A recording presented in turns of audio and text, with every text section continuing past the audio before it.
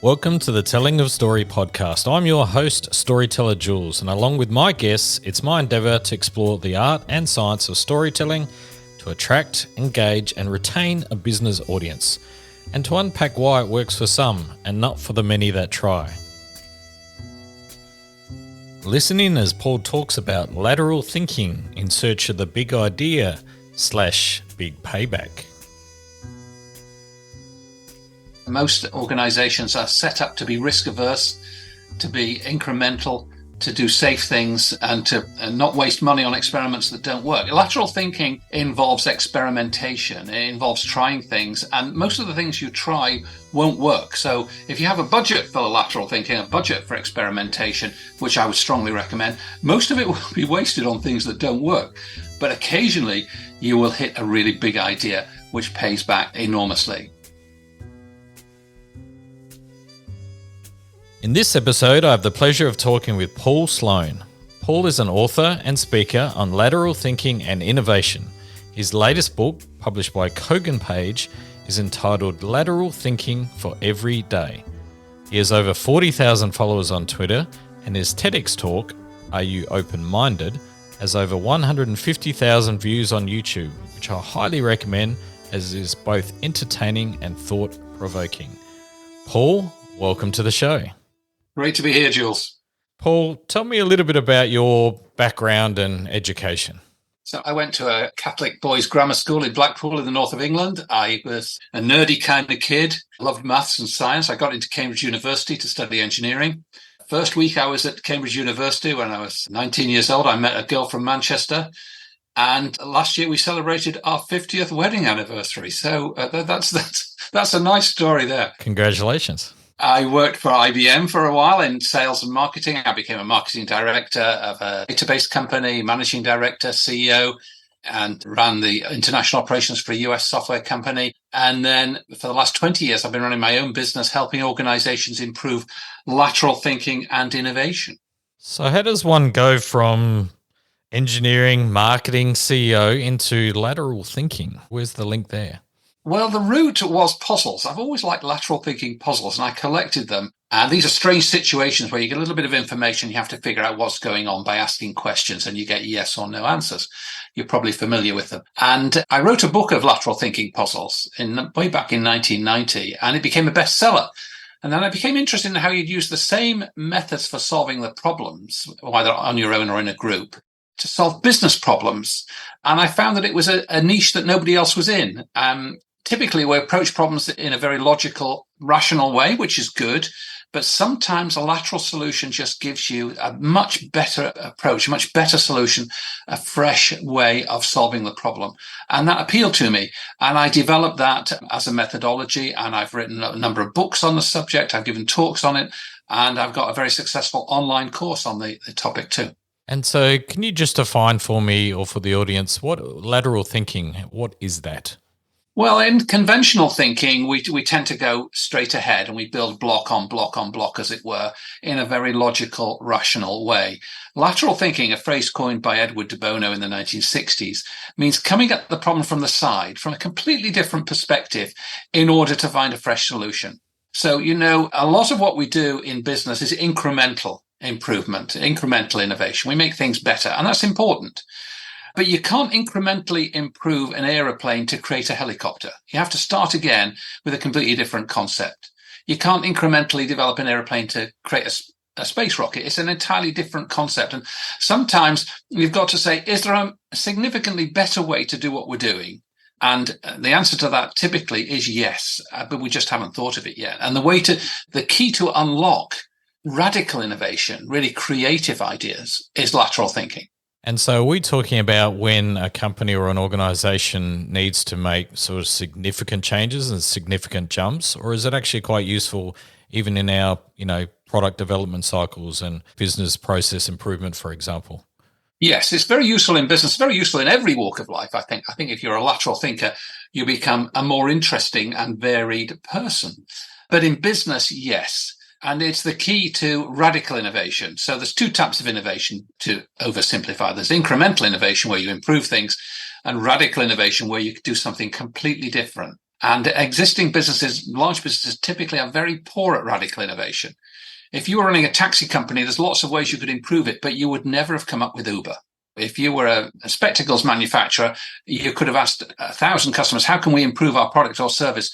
Not one of them would have said, invent a piece of glass I stick on my eyeball in the morning, or change the geometry of my eyeball with laser surgery. No spectacle company would have ever conceived of contact lenses or laser eye surgery, though it solves the same problem for the customer. So the customer has a problem, and there are multiple ways to solve it. You've found one, but your competitors may find a better way, which will put you out of business. It's a little bit like Henry Ford's. Now, if they'd asked me what they wanted, yes, they would have given me asked for a faster horse, right? So a faster horse. That's a very good example, yeah. And people did want faster horses. And there's one of the best books on innovation is called The Innovator's Dilemma by Clayton Christensen, a Harvard professor who's now sadly died. And in it, he says, successful companies make the classic mistake of listening to their customers. When I read this, I nearly fell off my chair. I thought, that's what you're supposed to do, isn't it? He said, no, because customers mislead you. Customers say, we like what you're doing. We want more of it. We want it slightly better. We want it in green. We want it in German. We want it on Tuesday, whatever it is. They look for incremental innovations, and they initially reject radical innovations because it's too unusual. It's not what they're expecting. But eventually the radical innovation gets better and better, and it kills the incumbent suppliers. And he gives many examples in his book. It's a great book. So I would make the assumption that critical or lateral thinking is not common practice, and it's probably not a trait that's naturally within organizations. How is that something that you can develop or people can develop further? What is some of the ways to think about lateral thinking?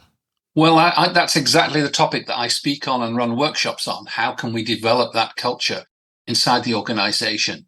And it's a big challenge because most organizations are set up to be risk averse, to be incremental, to do safe things, and to not waste money on experiments that don't work. Lateral thinking involves experimentation. It involves trying things, and most of the things you try won't work. So if you have a budget for lateral thinking, a budget for experimentation, which I would strongly recommend, most of it will be wasted on things that don't work. But occasionally you will hit a really big idea, which pays back enormously. So it's something I help organizations with. Google famously, I'm not sure if it's an urban myth or not, I've never really been able to confirm it, but I was told that within Google themselves, they have a time budget. They're allowed 20% of their time to just experiment, to just play with the tech. And they got Gmail from that, they got Google Earth from that, they got Maps from that, they got all sorts of ideas from that freedom. And it is something like 20%. They typically fit it in between projects.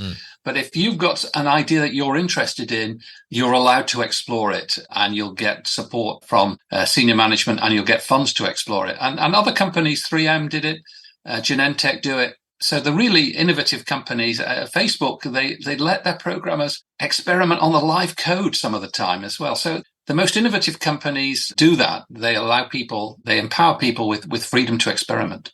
With that freedom, I assume that you've got to kind of get comfortable with a bit of failure too, right? Yes. If you give people freedom to succeed, you've also got to give them freedom to fail. And that means you've got to be comfortable with failure. And Google have had some enormous failures. Amazon have had some enormous failures. We don't recall them, but there's plenty of them around. Google Glass was a big experiment that didn't work. So innovation involves failure. It's just a normal part of the process. I thoroughly enjoyed watching your TEDx talk. Very informative. So please do go and listen to it if you do get the chance to watch it. But you did talk about 3 techniques, and I love the little phrases that you've kind of wrapped around them. Could you take me through those little 3 techniques? So number 1 was the change routine, and I love the little David Bowie snippet there. His one-liner was turn and face the strange. It was kind of a favorite line there. And that's brilliant. What I recommend people do. And I tell a lot of stories about this in my talks. A lot of the talks, I illustrate it with examples from life of people who did turn and face the strange and how it was successful. And one of the stories I tell is about Sidney Bernstein. And, until the 1950s, there was only one TV company in the UK. It was the BBC. And then the government decided to auction licenses for TV stations by region. And a lot of companies thought this was an opportunity to make a lot of money. We could sell commercials on TV for the first time. So they looked at which areas had the best demographics, the wealthiest people who would generate the most advertising income. And there was a little cinema company in the south of England called Granada Cinemas, run by a Jewish businessman, Sidney Bernstein, whose parents had fled persecution in Eastern Europe. And he wanted to get involved in this. And he said to his marketing assistant, he said, I want to bid for one of the regions in this auction. He said, but I don't want you to find me the richest region in the UK. I want you to find me the wettest region in the UK. And the assistant went away and they came back and they said, well, the area with the most precipitation per head of population is the northwest of England. Liverpool, Manchester, Bolton, Bury, all those places. So he said, let's bid for that. And they got it fairly cheaply. And he created Granada TV in Manchester. And he'd realised there's no point in getting Chelsea and Westminster or Brighton if everyone's out walking the dog or they've gone to the park. You want somewhere where it's pouring down outside and people stay in to watch TV. But the point about the story is that when everyone else is looking in one direction for the richest, the lateral thinker looks in a completely different direction for the wettest. They deliberately look in a different direction. And as De Bono says, you can't see what's over to your right by staring harder and harder straight ahead of you. You have to turn to see it. And turning is part of being lateral. It's about taking a different perspective, a different starting point. And that's the story. And then Granada TV went on to create Coronation Street and all sorts of great series. A really good example of turning and looking the other way, look where everybody else is not looking. And number 2 in the open-minded techniques was introduce the random. Introduce the random. Absolutely, yes. So there are many examples. George de Mestral went for a walk with his dog in the Jura Mountains in the 1940s. And when he came back, he noticed that the dog's fur and his trousers were covered in little seeds, little burrs, which had become embedded. And most people would think that's very inconvenient. I've got to brush my trousers, I've got to brush the dog's hair. But he thought this is a random intervention and it's interesting. And he studied it under the microscope and he saw that the burrs were hooked into the fur like a little hook. And he went on to develop Velcro based on that idea. Velcro comes from the French, velours, crochet, a hook in velvet. That's what it means. And initially it was rejected. None of the big clothing companies were interested. It was the space program that accelerated the adoption of Velcro. Now it's ubiquitous.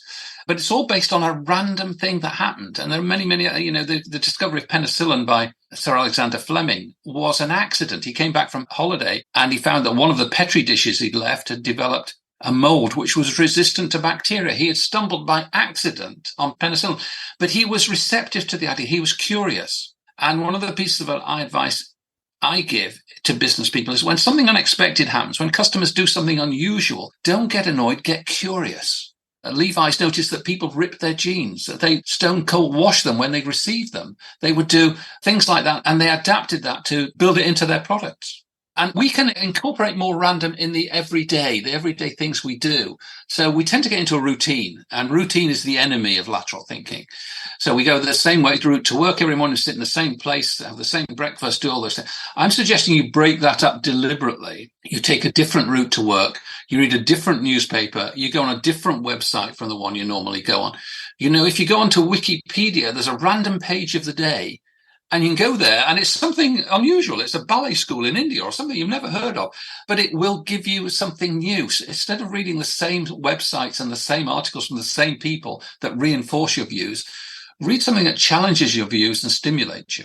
So it's really about introducing them on purpose, doing these things on purpose. Go into the library and pick 4 books at random, bring them home and read them. You'll be amazed at what you'll learn. Go to a museum or art gallery you've never been to before, and it will give you inspiration. So deliberately introduce the random, and you'll find it makes your life more interesting and gives you better ideas. Because, by nature, we're kind of a little bit lazy, right? We slip quite easily into those routines. It's just easy. We don't have to think about it, drive the same way, as you say, read the same articles. We're all in our comfort zones, and comfort zones are the enemy of lateral thinking. So number 3 on that lovely list of open-minded techniques was welcome the unexpected. You've touched on it a little bit, but welcome the unexpected. And I love the line, don't get annoyed, get curious. That's right. That's harness the unexpected. Deliberately take a different point of view. challenge assumptions, ask very basic questions. These are all things that are in my book, my new book, Lateral Thinking for Every Day. I give a lot of examples of this, and I give a lot of tips and techniques as to how you can do it. And that's the way. And stories are a key part of this. And I use stories a lot in my books and talks to illustrate these points.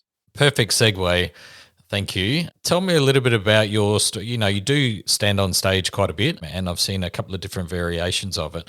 And most of your technique is, story after story after story, which is fabulous. And you've even exhibited those same examples just in this talk too. You tell little stories. Tell me about the effect that storytelling has on, for example, if you're doing a TED Talk or a keynote address, how does that help keep both the audience engaged and also get your message across? Well, I think people love stories and they relate to stories. They can understand stories. If you're trying to get a principle across, an idea, then you can just state it and it just goes over their heads. But if you illustrate it with a powerful story, especially one from history that they can relate to, they get it. So let me tell you a story which comes from one of my other books, Think Like an Innovator. In 1865, an 11-year-old boy, James Greenlees, was run over by a cart in Glasgow. His leg was broken. He was rushed to the Royal Infirmary with a gashed leg containing multiple fractures. Now, the normal outcome of this kind of injury at that time was either amputation or death through infection, sometimes both, typically gangrene.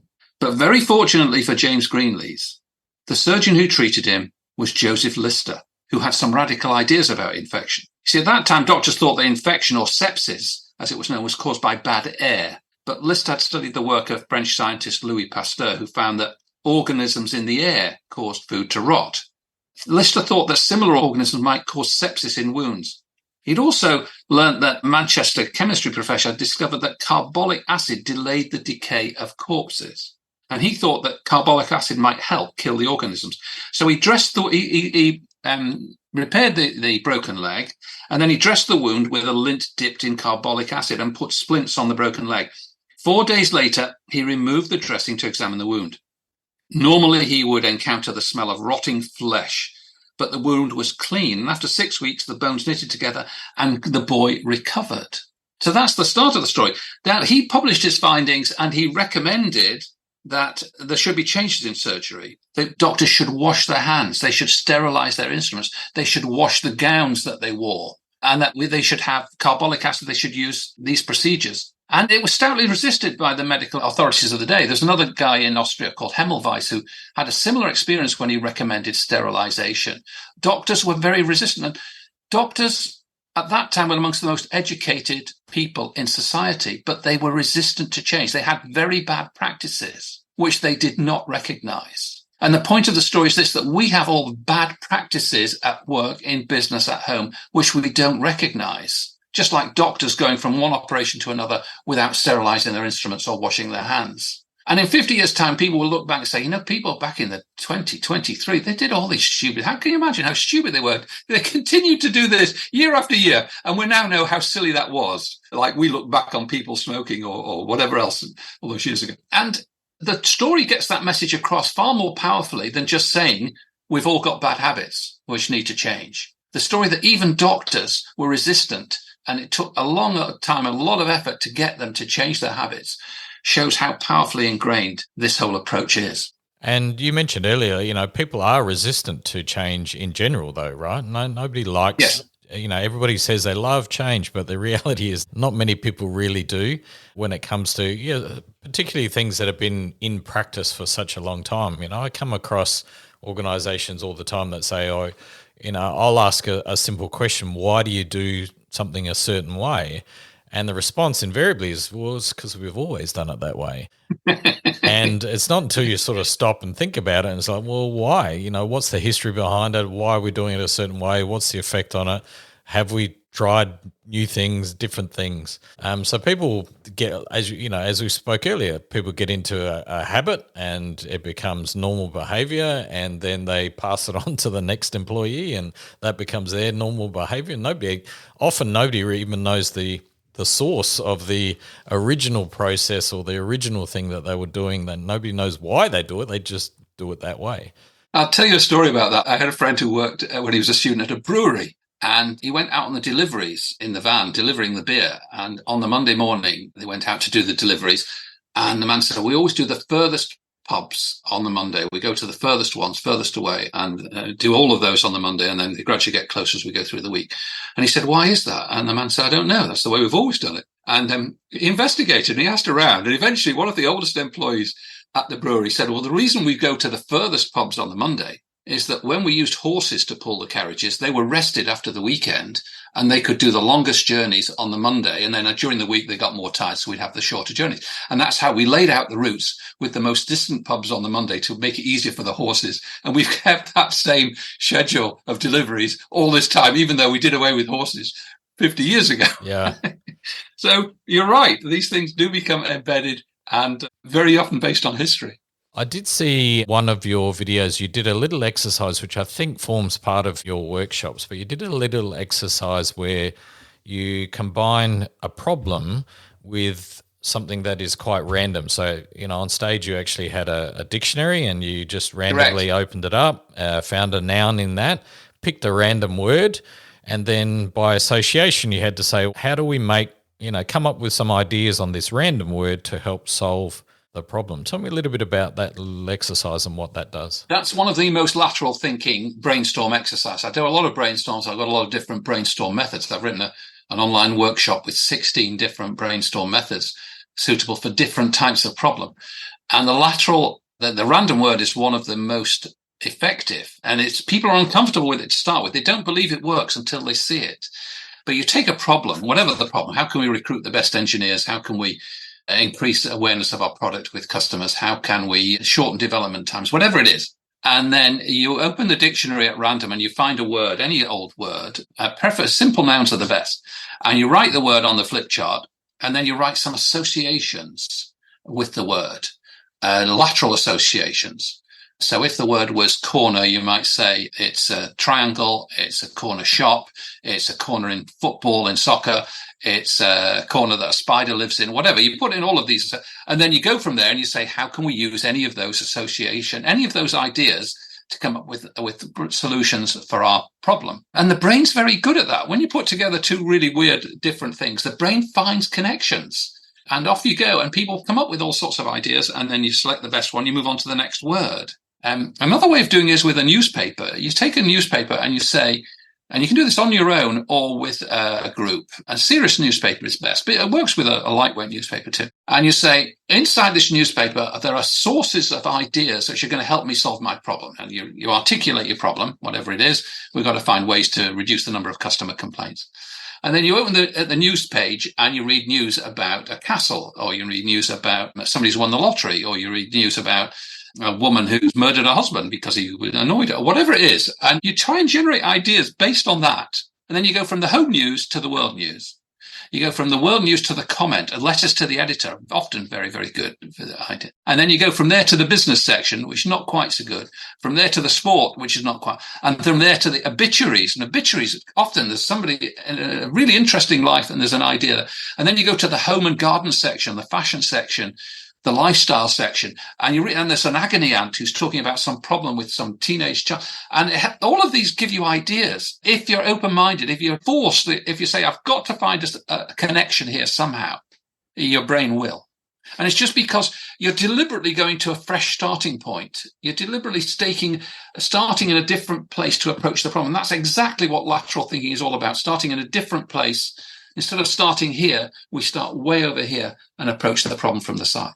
I think it's a fabulous technique. And what I found super interesting about it was the similarities that in the technique in how I actually take people through a little exercise where I talk about storytelling in business and how do we inject some of that personality and so micro stories into, sometimes very technical kind of presentations. And, I will use any sort of random story from my childhood perhaps, and then somehow bring it into association with a particular story. And the technique that I use is to pick any old random story, whatever it may be, and then just list out some key points that are in that story. And you just list out as many as you can on that sort of random story. And then you have the point you want to make on the other side of the flip chart, And Yes. you do the same thing. You just list out all the things that the points that you want to make and all the aspects of the story. And invariably, what you find on these longer lists, you try and get sort of 10 or plus words on each of the lists at least.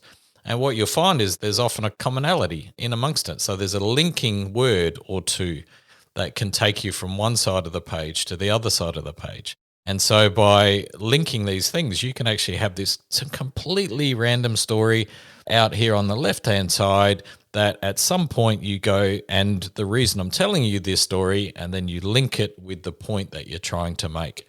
And the natural progression is really quite good. So I love the way you did the workshop, because that little sort of piece just triggered me and said, it's exactly the same. Yeah, and there's other variations I do. Sometimes I do random pictures. Some people prefer pictures to words.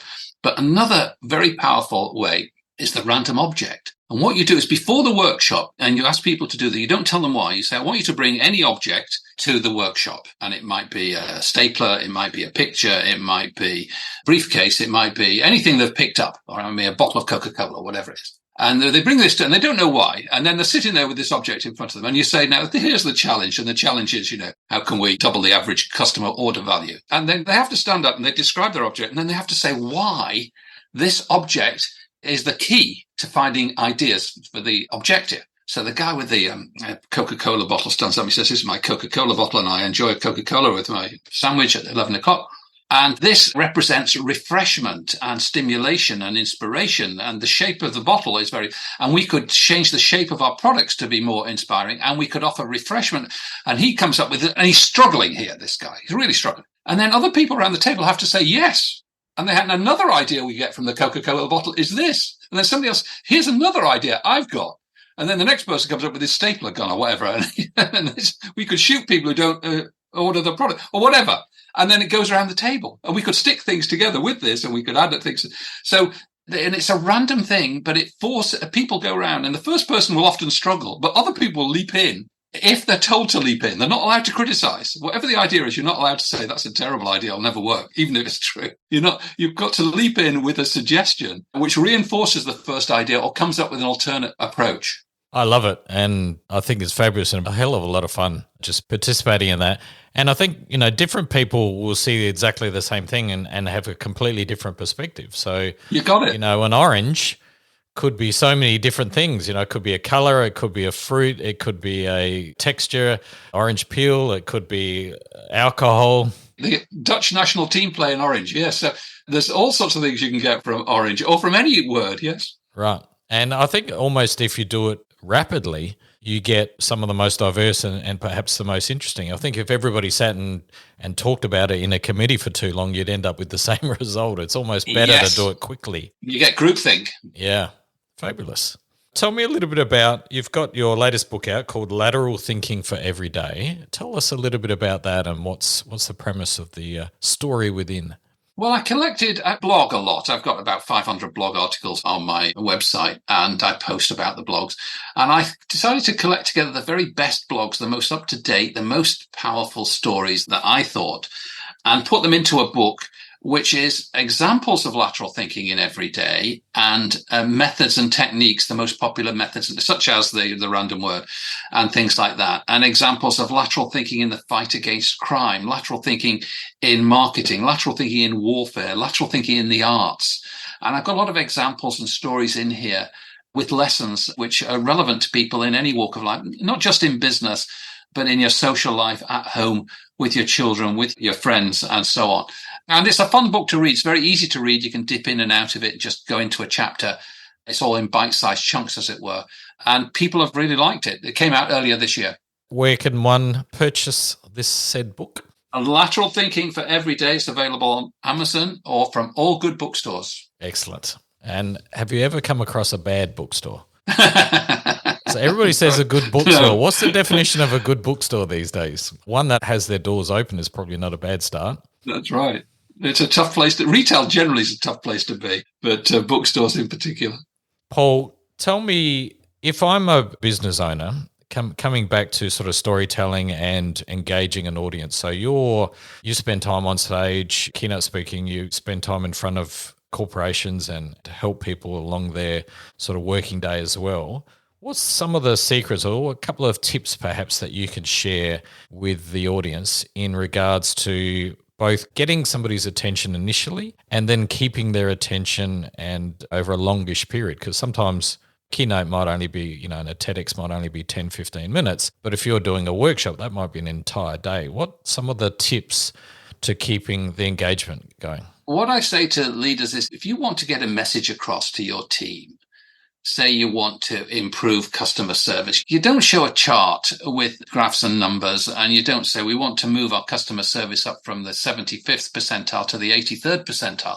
People they just treat that as management bullshit. What you do is you say, I want to tell you a story about a customer we had. And this customer came in and she had this problem. And Jane here in the front row sitting here, she did something exceptional. She went out of her way to solve the problem for the customer. And then you talk about what Jane did and how she did it and how it was difficult because it was against the rules in the company and how the customer was really pleased. And they wrote a really nice review on TripAdvisor for our hotel or our restaurant or wherever it was.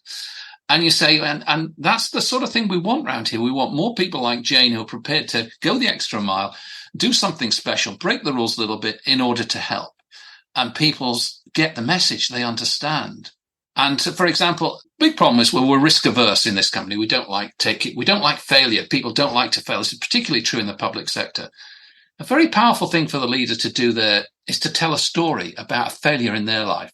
And they say, when I was a young executive, I was a marketing manager at a different company, and I made this terrible mistake, and we got it completely wrong. We wasted all this money, and we looked foolish. But the lesson I learned from that was, and you go into that, and you talk about, and people really relate to that. He's talking about a failure that he had, or she's talking about something that went wrong on her watch. Instead of boasting about how clever she is, she's talking now about something.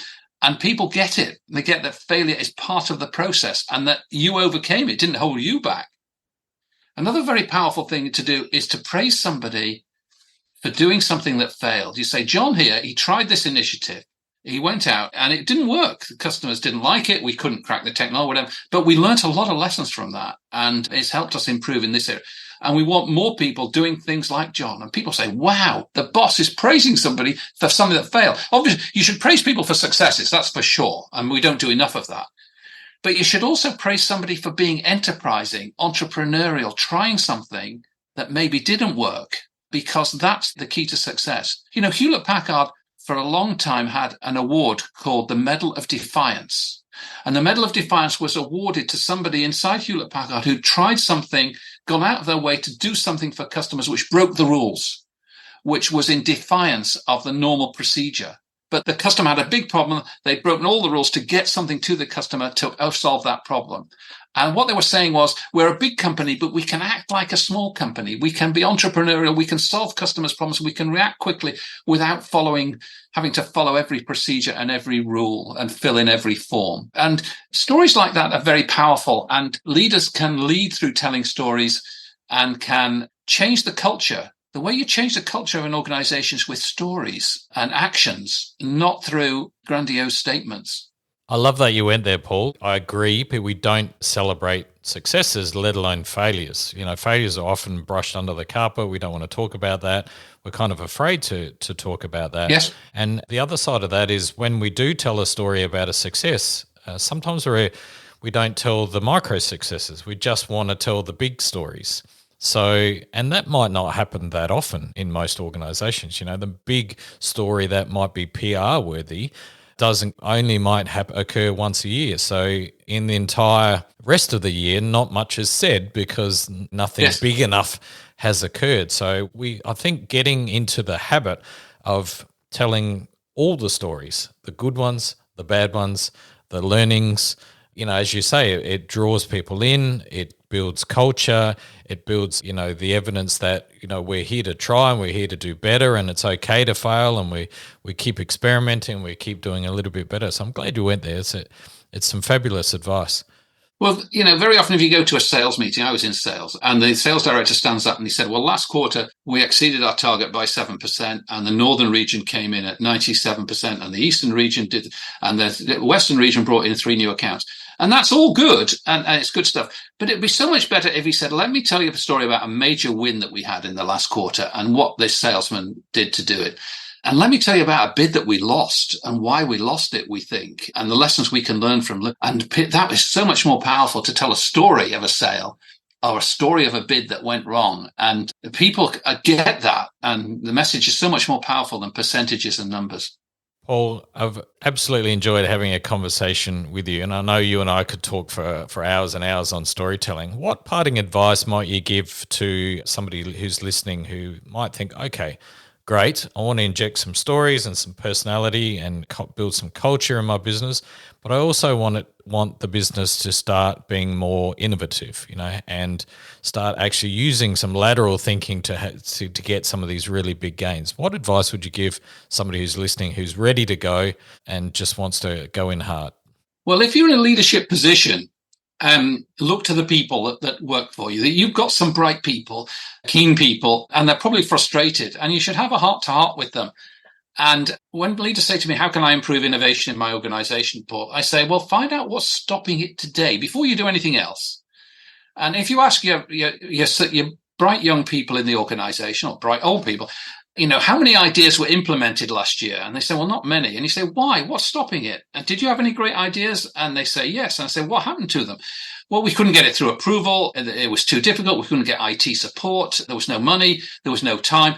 And that's where you find the blockages. And the first thing to do is to remove the barriers that are stopping your people doing well. When I first became a manager in IBM, the manager I had was a very, very good guy called Jim Thatcher. And he said to me, Paul, management's easy. He said, you tell people what you want them to achieve, and then you get out of their way. He said, your job as a manager is to remove the barriers that stop them from succeeding, not to micromanage them, not to tell them what to do. If you've got good people, and it's really important to recruit really good people, then they've got great ideas and you should give them the chance to try those. So your job is to remove the barriers, the things that are prevented, the obstacles, to make it easy for them to succeed. And I've always remembered that. And it's a difficult thing to do, because as you become a boss, you tend to want to manage and get in there and show people how to do things and or even impose more obstacles unwittingly. So listen to your best people, give them more freedom, take more risks, praise them when they succeed, and praise them when they try honestly and things don't work. Oh, absolutely fabulous advice. Thank you so much for being so kind and generous in your sharing. Where can the audience find out a little bit more about you? Well, you can come to my website, which is destinationinnovation.com. If you search for that, Destination Innovation. You can find me on LinkedIn. I'd be happy to link with you on LinkedIn. You can find me on Twitter at Paul Sloane, and I'm on YouTube as well. And of course, my books are on Amazon and all good open. And bad bookstores. Fabulous. Thank you, Paul. Appreciate your time. Thank you, Jules. Cheers. What a fantastic subject lateral thinking is. One that we could all do some more of. I love that lateral thinking gives you the permission to fail at a lot of swings at bat.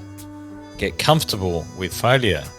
And my favourite, don't get annoyed, get curious. Much love. Chat soon.